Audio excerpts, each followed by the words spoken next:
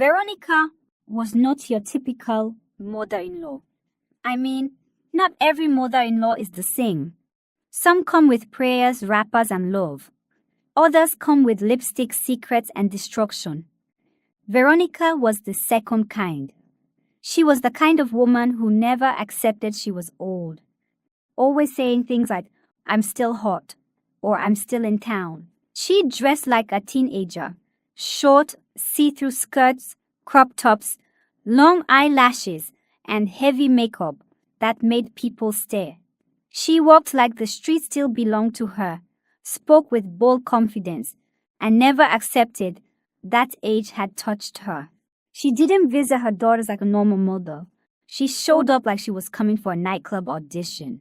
To Veronica, her daughter's husband wasn't family. He was an opportunity, another fine man she could lay in bed with.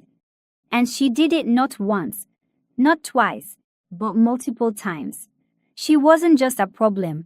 She was a storm. Meanwhile, across town, Nancy. Her daughter lived a very different life. Nancy was the kind of woman every man would be proud to have. Her skin was smooth like ripe mango, and her smile could calm a crying baby. She was kind, quiet, and very hardworking. Everyone who met her said the same thing. This girl is a wife material. Nancy had a man. His name was Emeka. He was tall like a coconut tree, with skin that shone like polished wood. His voice was soft, his steps gentle, and his heart was full of love. He had big houses, fine cars, big businesses, and plenty money in the bank. But above all, he had only one thing in mind: to marry Nancy and start a peaceful life with her. Nancy had everything a young woman could wish for: a good job, a gentle man, and a heart full of joy. But inside her chest, under her happiness, there was a small fear, a quiet fear, that stayed like a lizard behind a cupboard. That fear was her mother, Veronica. Veronica was her mother by blood. Yes, but she was not like other mothers. She was different. And Nancy knew, deep down in her heart, that if anything was ever going to spoil her joy, it would come from that woman. But she never said it out loud. She just smiled and kept planning her wedding. Veronica was not a mother like Mama Nketi or Mama Zainab. Number she was different, very different. She had Nancy when she was just a small girl herself, a teenager. Her parents chased her out of the house when they saw her belly growing like yam. She cried, she begged, but they shut the door and told her, "Go and face what you started." From that day, Veronica began to suffer. Under the hot sun, she carried oranges on her head. She sold sachet water at traffic. She begged strangers for coins. Her feet were always dusty and her stomach always empty. But Veronica had something: beauty. She was fine, too fine. Her skin glowed. Her body curved like a question mark, and men started to notice. One man came one night. He offered her food and a soft bed, but he wanted her body in return. She agreed. That night, her life changed. That was how Veronica entered the world of easy money. One man today, another man tomorrow. She began to wear short clothes, paint her lips red like tomato, and walk with her chest high like a peacock. She went from sleeping on cartons to sleeping in hotels, from begging for food to buying fried rice at night. But Nancy was there, a small girl, watching her mother move like the wind. Veronica raised her, yes, but not like a daughter, more like a project, like a handbag. She didn't hug her, she didn't guide her, she didn't teach her how to be a woman. She only shouted, "Clean the house," and "Look sharp." When Nancy became older and started to shine, Veronica would say, "My baby girl, you're becoming sweet, oh. Just don't forget your mama trained you well. But Nancy knew the truth. She trained herself because Veronica was too busy chasing nightclubs and rich men. Her laughter was loud. Her dresses were tight. Her words were sharp. People whispered behind her back, "Is that woman truly her mother?" And Nancy, she just kept quiet. Because how do you explain to the world that your mother behaves like your rival? But no matter what, she still loved her. Because even thorns still come from flowers. But little did she know, Emeka, her first boyfriend, will be her mother, Veronica's first victim. And that's why. When the wedding plan started, Nancy made one big decision. A decision that would change everything. One quiet afternoon, while Nancy and Emeka were drinking cold juice in the parlor, Nancy turned and said, "Baby, I want my mom to visit. Just for a few days, before the wedding." Emeka paused. His cup stopped halfway to his mouth. He looked at her with gentle eyes. "Are you sure?" he asked. Nancy nodded. "She's my mother. I want her to see where I'll be living, just once." Emeka looked down thinking. Then he smiled slowly. "Okay, if it makes you happy." Nancy clapped like a child. "Thank you, baby." The next day, around in the evening, there was a knock on the door. Nancy ran with joy to open it. "Mommy," she shouted. And there she was, Veronica, dressed like someone going for a beauty contest. Her jeans were tight. Her top was off her shoulders. Her lipstick was red, like fire. Her perfume filled the air before her words came. She hugged Nancy tight, laughing. "My baby girl, you didn't tell me you were living like a queen." But as she spoke, her eyes were moving. Left, right, up, down, looking at the marble floor, looking at the chandelier, looking at the TV, looking at the gold-framed pictures. Her eyes were dancing like rain on rooftops. Then she saw Emeka, and her smile changed. Not louder, not wider, just deeper. Her eyes slowed down. Her lashes blinked like butterfly wings. Her lips moved in a small curve. Nancy pulled her forward. "Mom, meet my husband-to-be, Emeka." Veronica stretched her hand. "You're more handsome than I imagined," she said, her voice like cold water on hot skin. Emeka gave a polite smile. "You're welcome, Ma." That night, Veronica sat in the parlor like the house was hers. She crossed her legs. She laughed louder than the TV.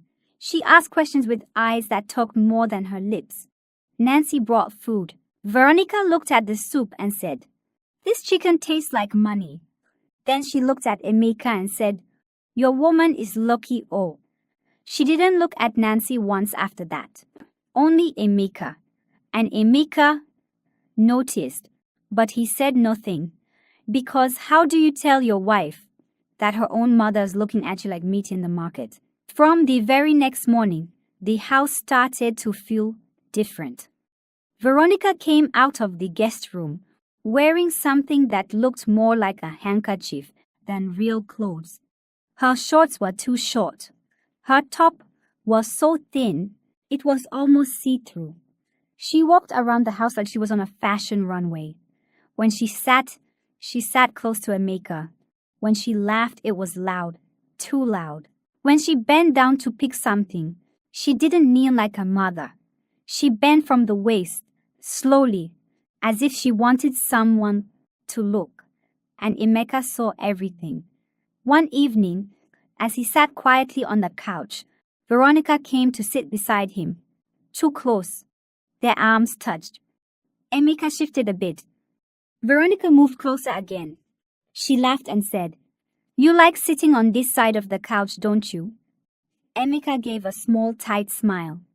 "Yes, Ma." She placed her hand gently on his arm. "You have strong muscles. Do you go to the gym?" Emeka gently moved his arm away and stood up. "Let me go check something in the kitchen," he said. Veronica giggled. No problem. I'll wait.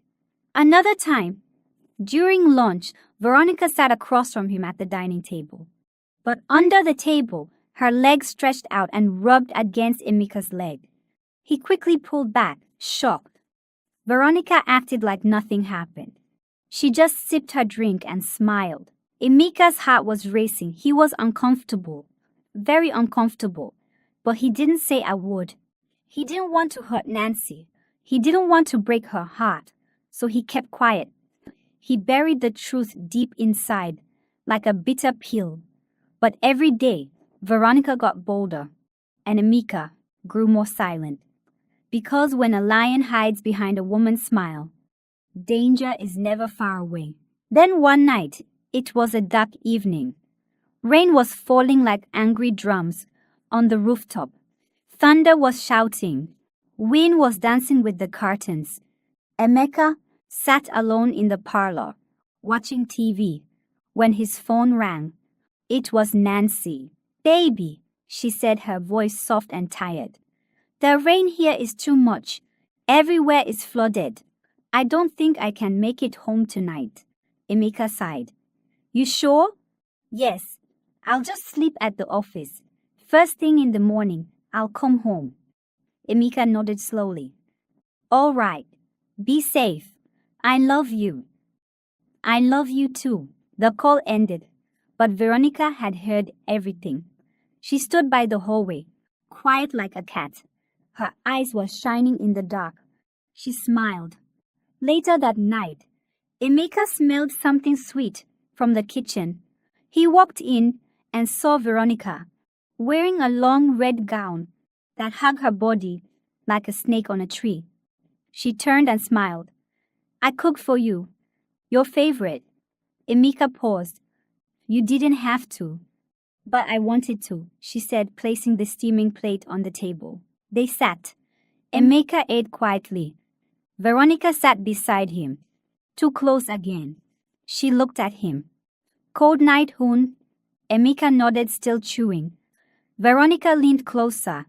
Her voice dropped like a whisper. "Cold nights are not for one person." Emeka shifted his eyes on the food, then she asked softly, "Tell me the truth, is Nancy good in bed?" Emeka froze. The spoon dropped from his hand. "Excuse me?" Veronica smiled slowly, like a fox in the farm. "You're a man. You can tell me. Some women are good outside, but dead inside. Nancy still behaves like a small girl." "Ma, please stop," Emeka said, standing up. Veronica stood too. "You don't have to pretend. I can make you forget the cold. Just one night. Nobody will know. I promise." Emeka looked at her confused, angry, lost. But Veronica stepped closer. Her hand touched his chest. Her breath touched his neck. Emeka stood like a tree in the wind, shaking but not moving, and outside the rain kept falling, like the sky knew what was about to happen. Emeka stood in the middle of the room, still thinking. His heart was beating fast. Veronica was standing close, too close. Her gown slipped off one shoulder. Her eyes were soft, her smile sweet, but behind it, danger was hiding. She whispered again, "Just one night. Nobody will know. I won't tell, I swear." Emeka looked away. His chest was rising and falling like troubled sea, but his feet didn't move. His thoughts didn't run. His mouth didn't speak. And slowly, he gave in. They entered the room. The bed that was made for him and Nancy became the place for something else. Veronica laughed softly. She touched him like he was hers. And Emeka, with shame in his bones, let it happen. Outside, the rain was still falling. But far away, Nancy was in a taxi. She had found a ride back home. She wanted to surprise Emeka. Even though her clothes were wet, her heart was warm. She smiled to herself. He will be so happy to see me. She reached the house, opened the door gently, and walked in. Everywhere was quiet, too quiet. She walked to the bedroom. She didn't knock. She turned the handle and pushed. and what she saw froze her like ice. Her mother, her own mother, lying in bed with Emeka, together, naked. Her mouth opened, her eyes stretched, her heart broke like calabash hitting the ground. Veronica screamed first. She pulled the bedsheet and shouted, "Nancy, I don't know what happened. I was sleeping. He came to me. I didn't know." Emeka sat up quickly, his chest rising and falling. "Nancy, please, let me explain." But Nancy was already shaking. Her hands trembled. Her lips opened, but no words came. Tears filled her eyes, and her voice cracked like dry wood. "Just hold it. You men are all the same." She turned away, entered the closet, and started packing her clothes. Her hands moved fast, but her tears moved faster. Emeka followed her. "It was a mistake. I swear. I didn't mean to. It just..." She raised her hand. "Don't talk." Veronica came closer, still acting like the victim. "I told him no. I begged him." Nancy looked at both of them, her own mother, her own fiancé, in the same bed. She zipped her bag. Her voice was low, like someone standing in fire. "You'll never see me again." She walked to the door and left. Her footsteps were heavy. Her heart was bleeding, but she didn't look back. The wedding was cancelled. The cake was never cut. The hole was never opened. The dress was never worn. Love had died that night, and trust was buried beside it. Nancy blocked Emeka's number. She deleted all their pictures. She took off her ring and threw it into the gutter. She didn't allow him speak. She didn't want to hear any story. As far as she was concerned, the man she loved slept with her own mother, and that was enough. She packed her things and moved into a small flat across town. The place was quiet. The windows faced the sky. She liked it that way. No one knew where Emeka went. He disappeared like smoke. His phone was off. His gate was locked. His office was empty. No calls, no messages, no goodbye. He was gone. Nancy cried sometimes at night, but not loud, just soft tears on her pillow. The kind of tears that burn the chest but don't make noise. She stood up every morning, went to work, came back home, ate small food, slept, and did the same thing again. One quiet evening, Nancy was sitting alone in a small restaurant. She was eating jollof rice, her eyes staring into space, her heart quiet. Then a shadow stood beside her table. "Excuse me," a soft voice said. "Can I sit with you?" She looked up. It was a man, well-dressed, calm eyes, gentle smile. His name was Jude. Nancy nodded slowly. "Yes, you can." And just like that, the door of her heart opened a little. Jude didn't rush her. He didn't ask too many questions. He didn't try to fix her pain. He just stayed. Day after day, they talked. They walked. They laughed small. Jude would say things like, "You're allowed to be happy again, and pain doesn't mean your story is over." Nancy started to smile more. She dressed brighter. She slept better. And after many months, she fell in love again. Jude was rich, yes, but that wasn't what she loved most. It was his quiet strength, his gentle way of holding her hand like it was glass, his habit of covering her when she fell asleep on the couch, his voice like calm wind after a storm. One Saturday morning, under a big tree, Jude knelt down. "Will you marry me?" Nancy looked at the ring. She looked at his face, and she said yes. They got married in a simple wedding. No noise, no drama, just peace. Nancy felt safe again.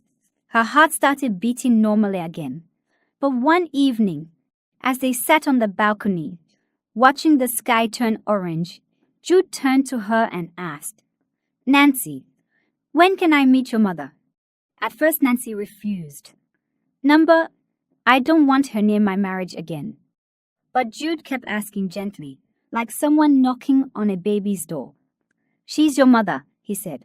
"I just want to meet her." Days passed. Weeks passed. And one morning, Nancy sighed and picked her phone. She called Veronica. "Mommy, Jude wants to meet you. Can you come?" Veronica smiled on the other end. "Of course, my baby. Anything for you." She came the next day. Same smile, same style. Tight dress, loud perfume, lipstick red like blood. She hugged Nancy, but her eyes were already on Jude. The moment she saw him, her smile stretched. Ah, you've done well for yourself," she whispered to Nancy later. "This one looks like your type." Veronica acted nice at first, helping with house chores, laughing small, playing mother. But inside her chest, something dark was growing. She wanted Jude. She started cooking his meals.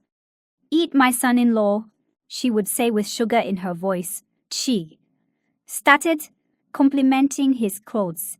"You smell so nice," she said one morning. Then one evening, she walked into the kitchen where Jude was washing a cup. She stood behind him and placed her hand on his shoulder. Jude turned slowly. Veronica smiled. "You don't have to be shy," she whispered. "Do you want a taste of me?" Jude's heart jumped. He stepped back, removed her hand, and walked away without a word. His chest was burning, his eyes wide with shock. The storm he feared had returned, and this time it had come wearing a mother's face. That night, the house was too quiet. Jude couldn't sleep. He sat at the edge of the bed, rubbing his palms together. Then he turned to Nancy. "Babe, I need to tell you something." Nancy sat up slowly.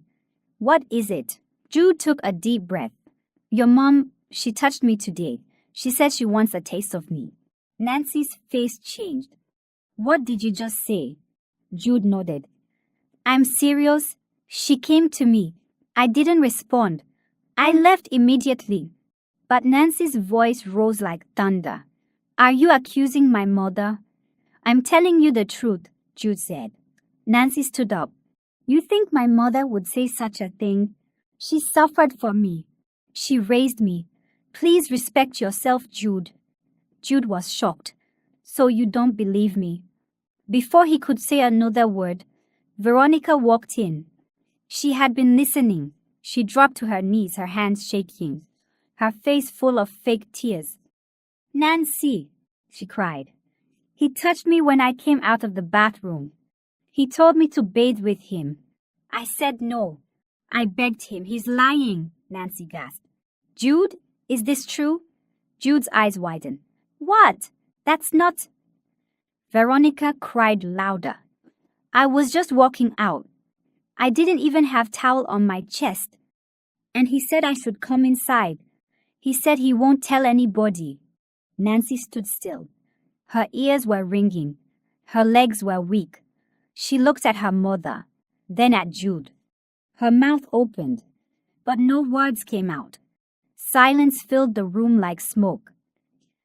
Jude picked up his bag. He didn't shout. He didn't beg. He just looked at Nancy, then looked at Veronica.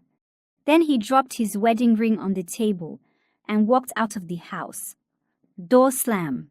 Nancy fell to the floor, holding her chest. Her breathing was fast. Her eyes were lost. Another man. Gone. Another home. Broken. And the same hands behind it. But this time, the pain was deeper. Because now, she didn't know who to believe. After Jude left, the house became dry. No more laughter. No more morning kisses. No more soft hands holding her at night. Nancy stopped smiling. Her eyes looked like rain that forgot how to fall. She woke up early, went to work, came back late. No calls, no visitors, just silence. Veronica stayed a little longer. She cooked, she cleaned, she said sweet things. "My baby, you'll be fine," she would whisper.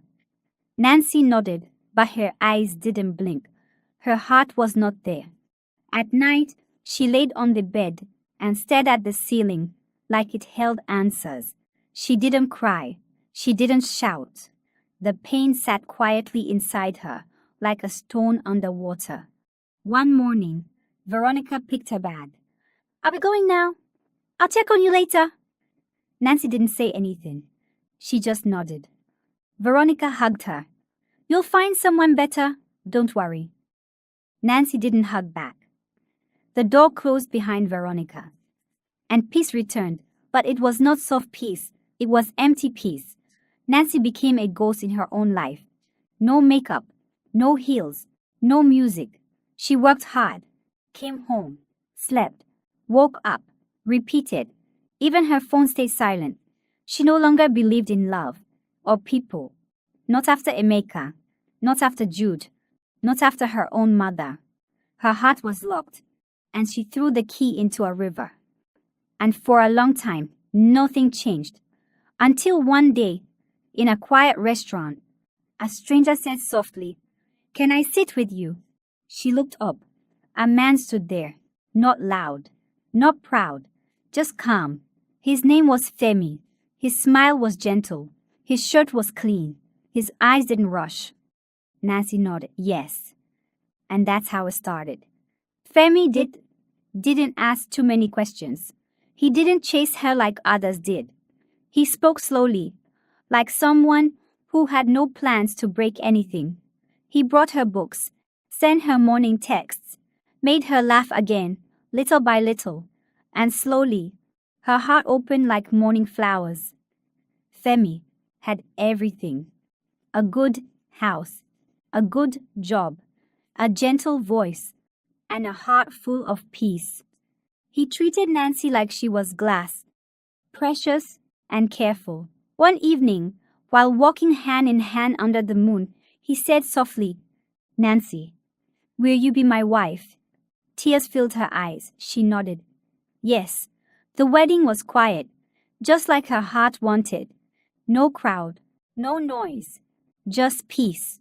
Nancy looked at herself in the mirror that day and whispered, "This time, I will not lose." But she didn't tell Femi about Emeka. She didn't tell him about Jude. And most of all, she didn't tell him about Veronica. She buried the past deep, like a secret box under the earth. Months later, Nancy got pregnant. Femi was overjoyed. He kissed her forehead, held her belly, and danced in the kitchen with her. But one evening, while she was resting on the couch, he sat beside her and said gently, "You're carrying our child now. You need someone around. Your mother should come stay with you." Nancy's smile dropped. Her heart beat fast. She sat up slowly. "No, it's fine. I can manage." Femi looked at her with concern. "You shouldn't stress yourself. She's your mother." Nancy looked away. "She's busy." Femi frowned a little. "Nancy, is there something I should know?" She shook her head quickly. "No, nothing." Femi felt confused. "Why don't you want her to come? Did something happen?" Nancy stayed quiet, but the pressure kept growing like heavy clouds. And one day, she gave in. She picked her phone with shaky fingers and dialed. "Mommy, I'm pregnant." Veronica screamed from the other end. "Ayi, my baby, I'm coming." 3 days later, she arrived. Same red lipstick, same tight clothes, same perfume that filled the whole house like smoke. Nancy opened the door. "Welcome, Mom." Veronica hugged her tight. Then her eyes found Femi. He greeted her warmly, smiling. "Welcome, Ma." Veronica stared at him like a hawk. Her heart danced without music. Tall, calm, handsome, beard trimmed, voice soft. She licked her lips slightly and smiled. "You chose well, Nancy." Nancy felt something cold in her chest. A warning. Veronica unpacked her bags and made herself at home. But her eyes never left Femi. She wanted him. Again. "Veronica, moved through the house like smoke, with no shape. Everywhere she passed, something felt off. She woke up early to cook, not for Nancy, for Femi. She served him breakfast with too much smile. "Eat, my son," she said softly, brushing his hand. Femi forced a thank you. But inside, he was not comfortable. Veronica praised his shirts, touched his shoulder when walking past, laughed at every small thing he said. Nancy saw it, but she said nothing. Until one day, Veronica knocked softly on Femi's door while Nancy was asleep. He opened it halfway, confused. "Yes, Ma?" She stepped in slowly and whispered, "Nancy is pregnant. You can't touch her now. For months. But I'm here. If you need something." Femi froze. His ears didn't believe what they heard. "Ma, please don't ever say that again," he said firmly and shut the door. The next morning, he told Nancy. Her eyes widened. "My mother said that?" Femi nodded. "Yes, last night." But instead of shock, Nancy's face turned red with anger. "Femi, please respect yourself," she shouted. "How can you say such a thing about my mother?" Femi blinked. "I'm telling you what happened. She raised me. She suffered for me. And now you're accusing her?" They fought that night. Words flew like stones. Doors slammed. Veronica sat quietly in the living room listening, smiling to herself. Later that evening, she entered the bedroom, her face full of tears. "Nancy," she cried, "your husband. He tried to touch me. He came to my door last night. He told me to follow him to the bathroom. I told him no. I told him I'm your mother." Nancy's heart shook. Again. Her mother or her husband. Two voices, one truth. But she didn't know which one to believe, and the walls of her heart began to crack once more. The house turned cold, not from the weather, but from silence. Nancy stopped talking much. Femi kept his distance. Veronica moved like nothing happened. Femi avoided her. He left the house early, came home late, ate less, spoke less. But Veronica didn't stop. She wore shorter wrappers. Her tops dropped lower. Her perfume grew stronger. Her eyes followed Femi like a hunter in the forest. One night, Nancy was fast asleep. Pregnancy pills had pulled her deep into sleep, mouth slightly open, breathing soft. Femi came home tired. His shoulders were heavy. His mind was dark. He dropped his bag, removed his shoes, and walked to the kitchen. As he poured water into a glass, he heard the bathroom door creak open. He turned. Veronica stood there, half naked. Just a towel, no bra, no pant. She bent down slowly to pick something, letting the towel rise. Femi's throat dried. He blinked and turned away. "Good night, Ma," he said quickly, walking past. But Veronica followed. "Why are you running?" she whispered. "I know you want it. You're a man. Nancy is pregnant. You've been quiet for weeks. Let me take care of you." Femi's heart beat fast. He walked to the living room, but she followed. "Just one time," she said. "No one has to know." His hands shook. His legs were weak. And that night, he fell. He followed her into the guest room. He touched what he wasn't supposed to touch. He took what didn't belong to him and did what he was not supposed to do. Afterward, he sat on the floor, holding his head. Shame covered him like smoke. But it was too late. The next night, it happened again. And again. It became a habit, a secret sin wrapped in fear. He hated himself, but he couldn't stop. Because once you open a dark door, it doesn't close easily. Weeks passed, and Veronica started acting strange. She woke up late. She didn't eat much. Sometimes she sat quietly, holding her stomach. Sometimes she vomited after breakfast. Nancy noticed. "Mommy, are you okay?" she asked one morning. Veronica forced a small smile. Just tired. Maybe it's malaria. Nancy didn't agree. Let's go to the hospital. Veronica said no. But Nancy insisted. They went. The doctor ran tests, blood, scan, urine. Then he came back, holding a small paper in his hand. He gave it to Nancy. She opened it slowly. Her eyes stopped at one line. Pregnancy test. Positive. Estimated 8 weeks. Nancy's hands shook. She looked up at the doctor. Pregnant? She whispered. Yes, he said gently. Nancy turned to her mother. Silence. Her voice rose. Mommy, whose pregnancy is this? Veronica looked down. Nancy took a step closer. Her voice cracked. Mommy, who got you pregnant? Veronica raised her eyes slowly. Her lips opened. Femi. The world broke. Nancy staggered back. Her hand grabbed the chair. Her knees bent.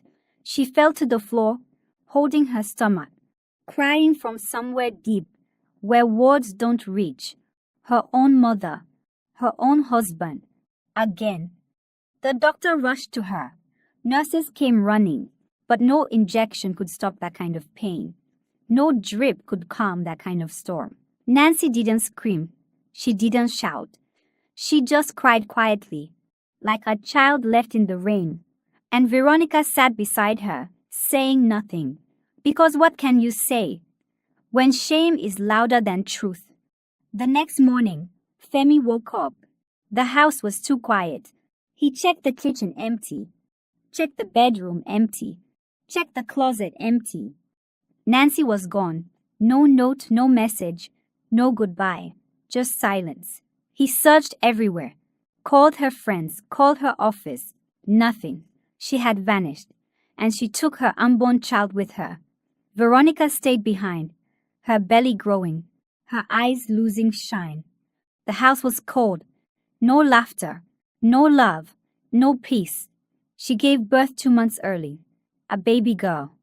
But the child was sick, tiny, pale, breathing slow, crying weakly. The doctor said, she has a rare blood condition. She needs special care. Veronica had no money. She posted online, please help me save my daughter. But instead of help, people insulted her. Homebreaker. Shameless mother. God is punishing you. No one came. No hand reached out. And 3 months later, the baby died. Veronica sat on the floor of her small apartment, holding the baby's clothes, rocking back and forth, whispering songs to a ghost. Her eyes were empty. Her heart was gone. She went mad. People said they saw her talking to walls, sleeping outside, holding a doll like it was a real child. One rainy evening, a hospital sent a message. Veronica was dead. Stroke. She died on a metal bed. No visitor, no family, no picture on the wall. Just one paper beside her that said, Nancy, forgive me. Nancy saw the message. She didn't cry. She just sat in her small new home, holding her baby boy. His name was Zion. She kissed his head and whispered, it ends with her. No more pain, no more lies, no more chains. The curse was broken. I hope you enjoyed the tale.